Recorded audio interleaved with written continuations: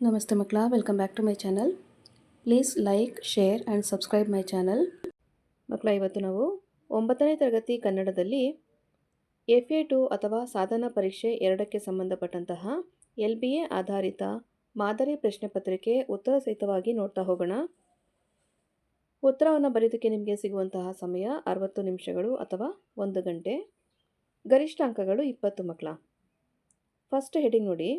ಕೊಟ್ಟಿರುವ ಪ್ರತಿ ಪ್ರಶ್ನೆಗೂ 4 ಆಯ್ಕೆಗಳನ್ನು ನೀಡಲಾಗಿದೆ. ಇವುಗಳಲ್ಲಿ ಸರಿ ಉತ್ತರವನ್ನು ಆರಿಸಿ ಕ್ರಮಾಕ್ಷರದೊಂದಿಗೆ ಬರೆಯಿರಿ. ಇಲ್ಲಿ ಒಟ್ಟು 3 ಪ್ರಶ್ನೆ ಇರುತ್ತೆ ಮಕ್ಕಳ. ಸರಿಯಾದ ಉತ್ತರವನ್ನು ಬರೆದ್ರೆ ತಲಾ 1 ಅಂಕ ಸಿಗ್ತಾ ಹೋಗುತ್ತೆ ನಿಮಗೆ. ಸೂಚನೆಯನ್ನು ನೋಡಿ. ಕ್ರಮಾಕ್ಷರದೊಂದಿಗಿನ ಪ್ರತಿ ಸರಿ ಉತ್ತರಕ್ಕೆ 1 ಅಂಕ. ಕ್ರಮಾಕ್ಷರನೂ ಮಿಸ್ ಮಾಡೋಂಗಿಲ್ಲ, ಹಾಗೆ ಉತ್ತರವನ್ನು ಸಹಿತ ಮಿಸ್ ಮಾಡೋಂಗಿಲ್ಲ. ಓಕೆನಾ? ಪ್ರಶ್ನೆ 1 ನೋಡಿ. ಬಣ್ಣಗೆಟ್ಟಿತು ಎಂಬ ಪದವು ಈ ಸಂಧಿಗೆ ಉದಾಹರಣೆಯಾಗಿದೆ. ಸರಿಯಾದ ಉತ್ತರ ಆಯ್ಕೆ ಸಿ, ಆದೇಶ ಸಂಧಿ. ಪ್ರಶ್ನೆ 2. ಪಿತ್ರಾರ್ಜಿತ ಪದವು ಡ್ಯಾಶ್ ಅಂತ ಕೊಟ್ಟಿರ್ತಾರೆ. ಇದು ಸರಿಯಾದ ಉತ್ತರ ಆಯ್ಕೆ ಸಿ, ಎಣ್ ಸಂಧಿ. ಪ್ರಶ್ನೆ 3. ಷಷ್ಠಿ ವಿಭಕ್ತಿಯ ಕಾರಕಾರ್ಥವಿದು. ಸರಿಯಾದ ಉತ್ತರ ಆಯ್ಕೆ ಎ, ಸಂಬಂಧ. ನೆಕ್ಸ್ಟ್ ಹೆಡಿಂಗ್ ನೋಡಿ ಮಕ್ಕಳ. ಕೊಟ್ಟಿರುವ ಪ್ರತಿ ಪ್ರಶ್ನೆಗೂ ಒಂದೊಂದು ವಾಕ್ಯದಲ್ಲಿ ಉತ್ತರಿಸಿರಿ. ಇಲ್ಲೂ ಸಹ ನಿಮಗೆ 3 ಪ್ರಶ್ನೆ ಇರುತ್ತೆ. ಸರಿಯಾದ ಉತ್ತರವನ್ನು ಬರೆದ್ರೆ ತಲಾ 1 ಅಂಕ ಸಿಗುತ್ತೆ ಮಕ್ಕಳ. ಇಲ್ಲೂ ಸಹ ನಿಮಗೊಂದು ಸೂಚನೆ ಇದೆ ನೋಡಿ. ಪ್ರತಿ ಸರಿ ಉತ್ತರಕ್ಕೆ 1 ಅಂಕ. ಇದು ಕನ್ನಡ ಸಬ್ಜೆಕ್ಟೇ ಆಗಿರೋದ್ರಿಂದ ಮಕ್ಕಳ ಒತ್ತಕ್ಷರ ಆಗಲಿ ಗ್ರಾಮರ್ ಪಾರ್ಟ್ ಆಗಲಿ ಕರೆಕ್ಟಾಗಿ ಬರೆಯೋದಕ್ಕೆ ಪ್ರಯತ್ನ ಪಡಿ. ಪ್ರಶ್ನೆ 4ರಲ್ಲಿ ನೋಡಿ. ಆಸ್ಥಾನ ಭವನದೊಳಗೆ ರಾಜನು ಹೇಗೆ ಶೋಭಿಸುವನು? ಉತ್ತರ ದೇವೇಂದ್ರನು ರತ್ನಪುಷ್ಪಕದಲ್ಲಿ ಶೋಭಿಸುವಂತೆ ಆಸ್ಥಾನ ಭವನದೊಳಗೆ ರಾಜನು ಶೋಭಿಸುವನು. ಪ್ರಶ್ನೆ 5. ಕುರುಕ್ಷೇತ್ರ ಯುದ್ಧದಲ್ಲಿ ಕೃಷ್ಣನು ಏನೆಂದು ಪ್ರತಿಜ್ಞೆಯನ್ನು ಮಾಡಿದ್ದನು? ಉತ್ತರ ಕುರುಕ್ಷೇತ್ರ ಯುದ್ಧದಲ್ಲಿ ಕೃಷ್ಣನು ತಾನು ಚಕ್ರವನ್ನು ಹಿಡಿಯುವುದಿಲ್ಲ ಎಂದು ಪ್ರತಿಜ್ಞೆಯನ್ನು ಮಾಡಿದ್ದನು. ಪ್ರಶ್ನೆ 6. ಚನ್ನಭೈರಾದೇವಿಯು ಕಾಡಿನ ಮಧ್ಯೆ ಕಟ್ಟಿದ ಕೋಟೆಯ ಹೆಸರೇನು? ಉತ್ತರ ಚನ್ನಭೈರಾದೇವಿಯು ಕಾಡಿನ ಮಧ್ಯೆ ಕಟ್ಟಿದ ಕೋಟೆಯ ಹೆಸರು ಕಾನೂರು ಕೋಟೆ. ನೆಕ್ಸ್ಟ್ ಹೆಡಿಂಗ್ ನೋಡಿ ಮಕ್ಕಳ. ಕೊಟ್ಟಿರುವ ಪ್ರತಿ ಪ್ರಶ್ನೆಗೂ 3-4 ವಾಕ್ಯಗಳಲ್ಲಿ ಉತ್ತರಿಸಿರಿ. ಮಕ್ಕಳ, ಇಲ್ಲಿ 2 ಪ್ರಶ್ನೆ ಇರುತ್ತೆ. ತಲಾ 2 ಅಂಕ ಸಿಗುತ್ತೆ ನಿಮಗೆ ಸರಿಯಾದ ಉತ್ತರವನ್ನು ಬರೆದಾಗ. ಮತ್ತೆ ಸೂಚನೆ ಇದೆ ನೋಡಿ. ಉತ್ತರದ ಅಂಶಗಳನ್ನಾಧರಿಸಿ ಪ್ರತಿ ಪ್ರಶ್ನೆಗೂ 2 ಅಂಕಗಳು. ನೀಟಾಗಿ ಎಕ್ಸ್ಪ್ಯಾಂಡ್ ಮಾಡಿ ವಿಷಯನ ಕರೆಕ್ಟಾಗಿ ತಿಳಿಯೋ ಹಾಗೆ ಬರಿಬೇಕು ಮಕ್ಕಳ. ಅರ್ಥ ಆಯ್ತಲ್ವಾ? ಪ್ರಶ್ನೆ 7 ನೋಡಿ. ಶಿಕ್ಷಣದ ಮಹತ್ವವನ್ನು ಕುರಿತು ರಾಧಾಕೃಷ್ಣನ್ ಅವರು ಏನು ಹೇಳಿದ್ದಾರೆ? ಉತ್ತರ ಶಿಕ್ಷಣದ ಮಹತ್ವವನ್ನು ಮನಗಂಡ ರಾಧಾಕೃಷ್ಣನ್ ಅವರು ಶಿಕ್ಷಣ ಜೀವನದ ಅವಿಭಾಜ್ಯ ಅಂಶ. ಅದು ಮಾನವನನ್ನು ಪೂರ್ಣತೆ ಹಾಗೂ ಸುಸಂಸ್ಕೃತಿಯತ್ತ ಒಯ್ಯುವ ಸಾಧನ ಮಾರ್ಗ ಎಂದು ಹೇಳಿದ್ದಾರೆ. ಪ್ರಶ್ನೆ 8. ದೇಶದಿಂದ ಹೊರಗೆ ಓಡಿಸಿದ ಶತ್ರುಗಳ ವಿಚಾರದಲ್ಲಿ ರಾಜನು ಹೇಗಿರಬೇಕು? ಉತ್ತರ ದೇಶದಿಂದ ಹೊರಗೆ ಓಡಿಸಿದ ಶತ್ರುಗಳು ಕಾಲಾಂತರದಲ್ಲಿ ದೇಶದೊಳಗೆ ಬಂದು ಸೇರಿಕೊಂಡರೆ ಅವರು ಕೈಲಾಗದ ದುರ್ಬಲರು ಎಂಬುದಾಗಿ ಎಂದಿಗೂ ಉಪೇಕ್ಷೆಯನ್ನು ಮಾಡಬಾರದು. ದೇಶಭ್ರಷ್ಟಗೊಳಿಸಿದ ಶತ್ರುಗಳು ಮರಳಿ ದೇಶದೊಳಕ್ಕೆ ಸೇರಿಕೊಂಡರೆಂದರೆ ಅವರು ಮುಂದೊಂದು ದಿನ ದೇಶಕ್ಕೆ ದೊಡ್ಡ ಗಂಡಾಂತರವನ್ನು ತರುವ ಸಾಧ್ಯತೆ ನಿಚ್ಚಳವಾಗಿರುತ್ತದೆ. ಆದ್ದರಿಂದ ದೇಶದಿಂದ ಹೊರಗೆ ಓಡಿಸಿದ ಶತ್ರುಗಳ ವಿಚಾರದಲ್ಲಿ ಎಚ್ಚರದಿಂದ ಇರಬೇಕು. ಅವರು ದೇಶದೊಳಗೆ ಮತ್ತೆ ಬಾರದಂತೆ ನೋಡಿಕೊಳ್ಳಬೇಕು. ನೆಕ್ಸ್ಟ್ ಹೆಡಿಂಗ್ ನೋಡಿ ಮಕ್ಕಳ. ಕೊಟ್ಟಿರುವ ಲೇಖಕರ ಅಥವಾ ಕವಿಗಳ ಕಾಲ, ಸ್ಥಳ ಮತ್ತು ಒಂದು ಕೃತಿಯನ್ನು ಕುರಿತು ವಾಕ್ಯ ರೂಪದಲ್ಲಿ ಟಿಪ್ಪಣಿ ಬರೆಯಿರಿ. ಮಕ್ಕಳ, ಇಲ್ಲಿ ಒಬ್ಬರ ಬಗ್ಗೆ ಮಾತ್ರ ನಾವು ಬರೀಬೇಕಾಗಿರುತ್ತೆ. 2 ಅಂಕ ಸಿಗುತ್ತೆ ಮಕ್ಕಳ. 2 ಅಂಕ ಯಾವ ರೀತಿ ಅಲಾಟ್ ಮಾಡ್ತಾರೆ ನೋಡಿ. ಸ್ಥಳ ಹಾಗೂ ಕಾಲವನ್ನು ಬರೆದ್ರೆ 1 ಅಂಕ, ಕೃತಿ ಹಾಗೂ ಪ್ರಶಸ್ತಿಯನ್ನು ಬರೆದ್ರೆ 1 ಅಂಕ. ಅದಷ್ಟೇ ಸಾಲದು ಮಕ್ಕಳ. ಅದರ ಜೊತೆಯಾಗಿ ನೀವು ವಾಕ್ಯ ರೂಪದಲ್ಲಿ ಅವರ ಪರಿಚಯವನ್ನು ಸಹ ಬರೀಬೇಕಾಗತ್ತೆ ನೋಡಿ. ಪ್ರಶ್ನೆ 9ರಲ್ಲಿ ಜನ್ನ ಅವರ ಬಗ್ಗೆ ನಾವು ಕವಿ ಪರಿಚಯವನ್ನು ಬರೀಬೇಕೀಗ. ಶ್ರೀ ಜನ್ನ ಅವರು ಕ್ರಿಸ್ತಶಕ ಸುಮಾರು 13ನೇ ಶತಮಾನದ ಪೂರ್ವಾರ್ಧದಲ್ಲಿ ಹಳೇಬೀಡು ಪ್ರಾಂತ್ಯದಲ್ಲಿ ಜನಿಸಿದರು. ಇವರ ತಂದೆಯ ಹೆಸರು ಶಂಕರ ತಾಯಿಯ ಹೆಸರು ಗಂಗಾದೇವಿ. ಇವರು ಯಶೋಧರ ಚರಿತೆ, ಅನಂತನಾಥ ಪುರಾಣ, ಅನುಭವ ಮುಕುರ ಕೃತಿಗಳನ್ನು ರಚಿಸಿದ್ದಾರೆ. ಶ್ರೀಯುತರಿಗೆ ಹೊಯ್ಸಳ ಬಲ್ಲಾಳ ಅವರು ಕವಿ ಚಕ್ರವರ್ತಿ ಎಂಬ ಬಿರುದನ್ನು ನೀಡಿ ಗೌರವಿಸಿದ್ದಾರೆ. ಇವರು ಜೈನ ಧರ್ಮದ ತಿರುಳಾದ ಅಹಿಂಸೆಯ ಸಂದೇಶವನ್ನು ಜಗತ್ತಿಗೆ ಸಾರುವ ಉದ್ದೇಶದಿಂದ ಯಶೋಧರ ಚರಿತೆ ಎಂಬ ಪುಟ್ಟ ಕಾವ್ಯವನ್ನು ಬಹು ಸುಂದರವಾಗಿ ರಚಿಸಿದ್ದಾರೆ. ನೆಕ್ಸ್ಟ್ ಹೆಡಿಂಗ್ ನೋಡಿ ಮಕ್ಕಳ. ಕೊಟ್ಟಿರುವ ಗಾದೆಗಳಲ್ಲಿ ಯಾವುದಾದರೂ ಒಂದನ್ನು ವಿಸ್ತರಿಸಿ ಬರೆಯಿರಿ. ಇಲ್ಲಿ ಒಂದು ಗಾದೆ ಮಾತನ್ನು ವಿಸ್ತರಣೆ ಮಾಡಬೇಕು. 2 ಅಂಕ ಸಿಗುತ್ತೆ ಮಕ್ಕಳ. ನೋಡಿ, ಪ್ರಶ್ನೆ 10ರಲ್ಲಿ ತುಂಬಿದ ಕೊಡ ತುಳುಕುವುದಿಲ್ಲ ಅಥವಾ ದೂರದ ಬೆಟ್ಟ ನುಣ್ಣಗೆ. ನಿಮಗೆ ಯಾವುದೊಂದು ಗಾದೆ ಮಾತು ಪರಿಪೂರ್ಣವಾಗಿ ಬರುತ್ತೋ ಮಕ್ಕಳ, ಅದನ್ನು ಸೆಲೆಕ್ಟ್ ಮಾಡಿಕೊಂಡು ಆರಾಮಾಗಿ ಉತ್ತರವನ್ನು ಬರೀರಿ. ಅದನ್ನು ಒಂದೊಂದು ಅಂಕವನ್ನು ಹೇಗೆ ಅಲಾಟ್ ಮಾಡ್ತಾರೆ ನೋಡಿ.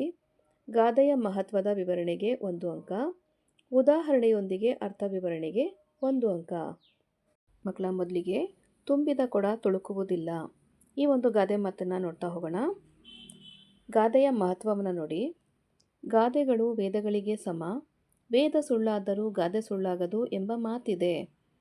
ಗಾದೆಗಳನ್ನು ಜನಪದದ ಉಪನಿಷತ್ಗಳೆಂದು ಕರೆಯುತ್ತಾರೆ. ಗಾದೆಗಳು ಚಿಕ್ಕ ಚಿಕ್ಕ ವಾಕ್ಯಗಳಲ್ಲಿ ಹಿರಿದಾದ ಅರ್ಥವನ್ನು ನೀಡುತ್ತವೆ.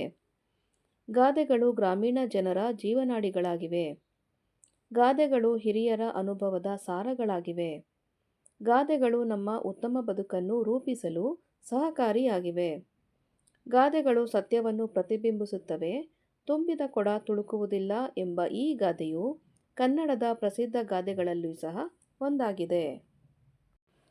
ಮಕ್ಕಳ, ಅದರ ಅರ್ಥ ವಿವರಣೆಯನ್ನು ನೋಡಿ. ಕೊಡಕ್ಕೆ ಅರ್ಧ ನೀರು ತುಂಬಿಸಿಕೊಂಡು ಹೋದರೆ ಅದು ತುಳುಕಿ ನೀರು ಹೊರಗೆ ಚೆಲ್ಲುತ್ತದೆ. ಅದೇ ಕೊಡಕ್ಕೆ ಪೂರ್ತಿ ನೀರು ತುಂಬಿಸಿಕೊಂಡು ಹೋದರೆ ನೀರು ಚೆಲ್ಲುವುದಿಲ್ಲ. ಅದೇ ರೀತಿ ಸಮಾಜದಲ್ಲಿ ಕಡಿಮೆ ಬುದ್ಧಿ ಜ್ಞಾನವನ್ನು ಹೊಂದಿ ಯಾವುದೇ ರೀತಿಯ ಸಾಧನೆ ಮಾಡದಿದ್ದರೂ ಅವರು ಎಲ್ಲ ಜ್ಞಾನವನ್ನು ಹೊಂದಿದ ರೀತಿ ತಮ್ಮನ್ನು ತಾವು ಹೊಗಳಿಕೊಳ್ಳುತ್ತಿದ್ದಾರೆ. ಪ್ರಸಿದ್ಧ ವ್ಯಕ್ತಿಗಳೊಂದಿಗೆ ತಮ್ಮನ್ನು ತಾವು ಹೊಗಳಿಸಿಕೊಳ್ಳುತ್ತಿದ್ದಾರೆ. ಪ್ರಸಿದ್ಧ ವ್ಯಕ್ತಿಗಳೊಂದಿಗೆ ತಮ್ಮನ್ನು ಸಮೀಕರಿಸಿಕೊಳ್ಳುತ್ತಾರೆ. ಆದರೆ ಬುದ್ಧಿವಂತರು, ಮೇಧಾವಿಗಳು ತಮ್ಮ ಗುರಿ ಸಾಧನೆಗೆ ತಮ್ಮ ಜೀವನವನ್ನೇ ಸವೆದರು ಮತ್ತು ತ್ಯಾಗ ಮಾಡಿದರೂ ನಾನೇ ಬುದ್ಧಿವಂತ, ಜ್ಞಾನವಂತ, ನಾನೇ ಮೇಲು ಎಂದು ಅವರ ಸಾಧನೆಯನ್ನು ಪ್ರಚಾರ ಮಾಡುವುದಿಲ್ಲ.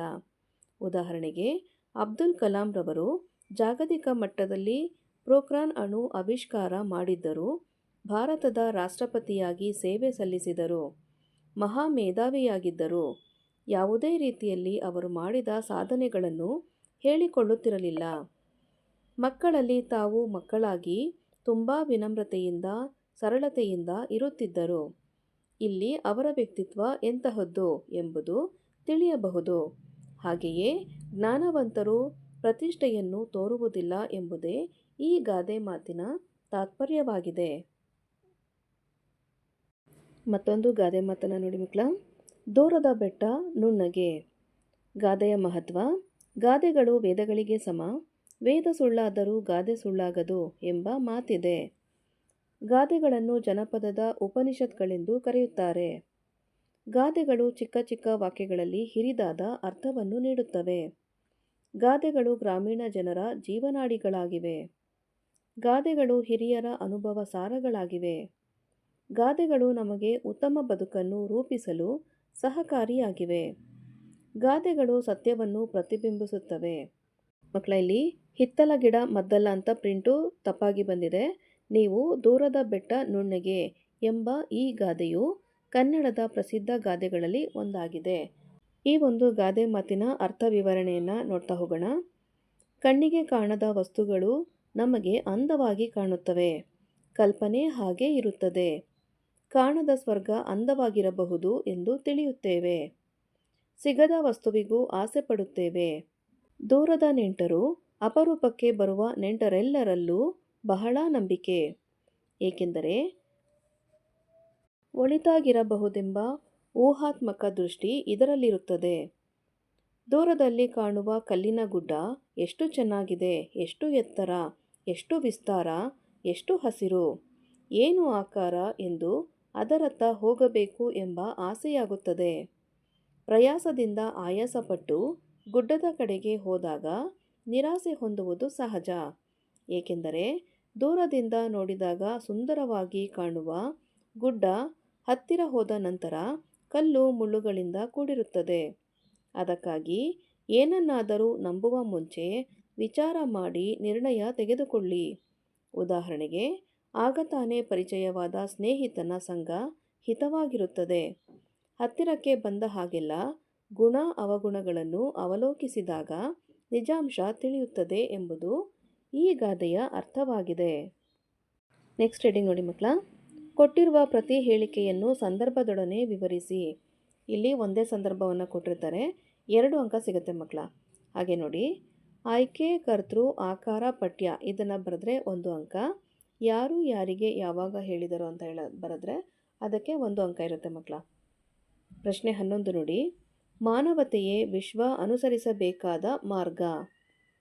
ಆಯ್ಕೆ, ಪ್ರಸ್ತುತ ವಾಕ್ಯವನ್ನು ಶ್ರೀಮತಿ ರತ್ನಮ್ಮ ಅವರ ಡಾಕ್ಟರ್ ಎಸ್ ರಾಧಾಕೃಷ್ಣನ್ ಜೀವನ ಸಾಧನೆ ಹಾಗೂ ಎನ್ ಮೂರ್ತಿರಾವ್ ಅವರ ಚಿತ್ರಗಳು ಪತ್ರಗಳು ಕೃತಿಯಿಂದ ಆಯ್ದ ಪಠ್ಯಪುಸ್ತಕ ಸಮಿತಿ ಅವರು ರಚಿಸಿದ ಆದರ್ಶ ಶಿಕ್ಷಕ ಸರ್ವೇಪಲ್ಲಿ ರಾಧಾಕೃಷ್ಣನ್ ಎಂಬ ಗದ್ಯಪಾಠದಿಂದ ಆರಿಸಲಾಗಿದೆ.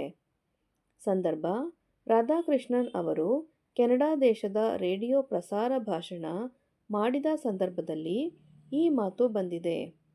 ಈ ಮಾತನ್ನು ರಾಧಾಕೃಷ್ಣನ್ ಅವರು ಕೆನಡಾ ದೇಶದ ರೇಡಿಯೋ ಪ್ರಸಾರ ಭಾಷಣದಲ್ಲಿ ಹೇಳುತ್ತಾರೆ. ಸ್ವಾರಸ್ಯ, ರಾಧಾಕೃಷ್ಣನ್ ಅವರಲ್ಲಿ ಇದ್ದ ಮಾನವತೆಯ ಪ್ರೇಮ ಈ ಮಾತಿನಲ್ಲಿ ಸ್ವಾರಸ್ಯಪೂರ್ಣವಾಗಿ ವ್ಯಕ್ತಗೊಂಡಿದೆ. ನೆಕ್ಸ್ಟ್ ರೀಡಿಂಗ್ ನೋಡಿ ಮಕ್ಕಳ. ಕೊಟ್ಟಿರುವ ಪದ್ಯಭಾಗವನ್ನು ಪೂರ್ಣಗೊಳಿಸಿರಿ. ಇಲ್ಲಿ ಒಂದೇ ಪದ್ಯವನ್ನು ಕೊಟ್ಟಿರ್ತಾರೆ ಮಕ್ಕಳ. ನಿಮಗೆ ಆಯ್ಕೆನೂ ಸಹ ಇರುತ್ತೆ, ಹಾಗೆ ಈ ಪ್ರಶ್ನೆಗೆ 2 ಅಂಕ ಕೂಡ ಸಿಗುತ್ತೆ ಮಕ್ಕಳ. ಸೂಚನೆ ನೋಡಿ, ತಪ್ಪಿಲ್ಲದೆ ಬರೆದ ಪ್ರತಿ ಪೂರ್ಣ ಸಾಲಿಗೆ ಅರ್ಧ ಅಂಕ. 4 ಸಾಲುಗಳಲ್ಲಿ ಒಂದೊಂದು ಸಾಲಿಗೆ ಅರ್ಧ ಅಂಕ, ಈ ರೀತಿಯಾಗಿ ಅವರು ನಿಗದಿ ಮಾಡಿಕೊಂಡಿರ್ತಾರೆ. ಪ್ರಶ್ನೆ 12 ನೋಡಿ, ಇಲ್ಲಿ 2 ಪದ್ಯಭಾಗಗಳನ್ನ ಕೊಟ್ಟಿದ್ದಾರೆ ಮಕ್ಕಳ. ನಿಮಗೆ ಯಾವುದು ಪರಿಪೂರ್ಣವಾಗಿ ಬರೆಯೋದಕ್ಕೆ ಬರುತ್ತೋ ಆ ಒಂದು ಪದ್ಯವನ್ನು ಪೂರ್ಣವಾಗಿ ಬರೆದು ಕಂಪ್ಲೀಟ್ 2 ಅಂಕ ತಗೊಳ್ಳಿ ಮಕ್ಕಳ. ಅರ್ಥ ಆಯ್ತಲ್ವಾ? ನೆಕ್ಸ್ಟ್ ರೀಡಿಂಗ್ ನೋಡಿ, ಕೊಟ್ಟಿರುವ ಪದ್ಯದ ಸಾರಾಂಶವನ್ನು ನಿಮ್ಮ ಮಾತುಗಳಲ್ಲಿ ಬರೆಯಿರಿ. ಇಲ್ಲೂ ಸಹ ನಿಮಗೆ ಒಂದೇ ಪ್ರಶ್ನೆ ಇರುತ್ತೆ, 2 ಅಂಕ ಸಿಗುತ್ತೆ ಮಕ್ಕಳ. ನೋಡಿ, ಮೌಲ್ಯವನ್ನು ಗುರುತಿಸುವುದಕ್ಕೆ 1 ಅಂಕ, ಸಾರಾಂಶವನ್ನು ಬರೆಯುವುದಕ್ಕೆ ಹಾಗೂ ಭಾಷಾ ಶೈಲಿಗೆ 1 ಅಂಕ. ಓಕೆನಾ? ಪ್ರಶ್ನೆ 13 ನೋಡಿ, ಈ ಪದ್ಯಭಾಗವನ್ನು ಶ್ರೀ ದೇವಿದಾಸ ಅವರು ರಚಿಸಿರುವ ಕೃಷ್ಣ ಸಂಧಾನ ಭೀಷ್ಮ ಪರ್ವ ಎಂಬ ಯಕ್ಷಗಾನ ಕೃತಿಯಿಂದ ಆಯ್ದ ಚಕ್ರಗ್ರಹಣ ಎನ್ನುವ ಪದ್ಯಭಾಗದಿಂದ ಆರಿಸಲಾಗಿದೆ. ತನ್ನನ್ನು ಕೊಲ್ಲಲು ಕೋಪದಿಂದ ಚಕ್ರ ಹಿಡಿದು ನಿಂತ ಕೃಷ್ಣನನ್ನು ಕಂಡು ಹೆದರಿದ ಭೀಷ್ಮನು ರಥದಿಂದ ಇಳಿದು ಬಂದು ಕೃಷ್ಣನ ಮೃದುವಾದ ಕೈಯನ್ನು ಹಿಡಿದು ಪ್ರಾರ್ಥಿಸುವ ಸಂದರ್ಭದಲ್ಲಿ ಈ ಮಾತು ಬಂದಿದೆ. ಭೀಷ್ಮನು ಕೃಷ್ಣನಿಗೆ ಈ ಮಾತನ್ನು ಹೇಳುತ್ತಾನೆ. ಭೀಷ್ಮನು ಕೃಷ್ಣನನ್ನು ಕುರಿತು, ನನಗೆ ನಗೆಯು ಬಂದಿತು ನಿನ್ನ ಈ ರೀತಿಯನ್ನು ನೋಡಿ. ಹುಲ್ಲನ್ನು ಕತ್ತರಿಸುವುದಕ್ಕೆ ಕೊಡಲಿಯು ಬೇಕೇ? ಒಳ್ಳೆಯದಾಯಿತು, ಚಕ್ರವ ಕಳುಹಿಸು. ನನ್ನ ರೋಮವನ್ನು ಕಡಿದರೆ ನಾನು ಶರಣಾಗುವೆನು ನಿನಗೆ ಶ್ರೀ ಮನೋಹರ ಎಂದನು. ಭೀಷ್ಮನು ತನ್ನನ್ನು ಹುಲ್ಲುಕಡ್ಡಿಗೂ ಹಾಗೂ ಶ್ರೀಕೃಷ್ಣನನ್ನು ಕೊಡಲಿಗೂ ಸಮನ್ವಯಿಸಿರುವುದು ಈ ಮಾತಿನಲ್ಲಿ ಸ್ವಾರಸ್ಯಪೂರ್ಣವಾಗಿ ವ್ಯಕ್ತವಾಗಿದೆ. ಮಕ್ಕಳ, ಇಲ್ಲಿಗೆ 9ನೇ ತರಗತಿಯ ಕನ್ನಡದಲ್ಲಿ LBA ಆಧಾರಿತ FA2 ಅಥವಾ ಸಾಧನಾ ಪರೀಕ್ಷೆ 2ರ ಮಾದರಿ ಪ್ರಶ್ನೆ ಪತ್ರಿಕೆ ಉತ್ತರ ಸಹಿತವಾಗಿ ಮುಕ್ತಾಯಗೊಂಡಿದೆ. ಈ ಒಂದು ವಿಡಿಯೋ ನಿಮಗೆ ಇಷ್ಟ ಆದಲ್ಲಿ ದಯವಿಟ್ಟು ನಮ್ಮ ಚಾನಲ್ನ ಲೈಕ್ ಮಾಡಿ, ಶೇರ್ ಮಾಡಿ, ಸಬ್ಸ್ಕ್ರೈಬ್ ಮಾಡಿಕೊಂಡು ನಾವು ಹಾಕುವಂಥ ಎಲ್ಲ ವಿಡಿಯೋನ ನೋಡ್ತಾ ನಮ್ಮನ್ನು ಎನ್ಕರೇಜ್ ಮಾಡ್ತಾ ಹೋಗಿ ಮಕ್ಕಳ. Thank you for watching. Bye bye.